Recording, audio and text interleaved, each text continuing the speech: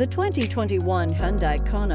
It's a small crossover SUV with economy car roots, but the 2021 Kona has fancy hardware, from all-wheel drive to a dual-clutch transmission to an all-electric companion, and it's all wrapped in a shape that demands you notice it. 4 or 5 people can fit in the Kona, but the second row seat's snug for large adults, even if only 2 come along for the ride.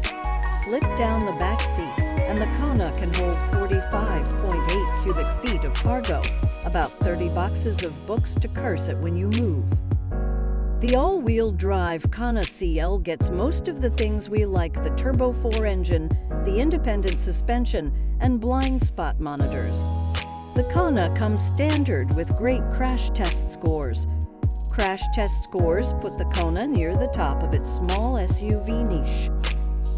The Kona drives better with available all-wheel drive, which comes with an independent rear suspension that makes the most of its short wheelbase.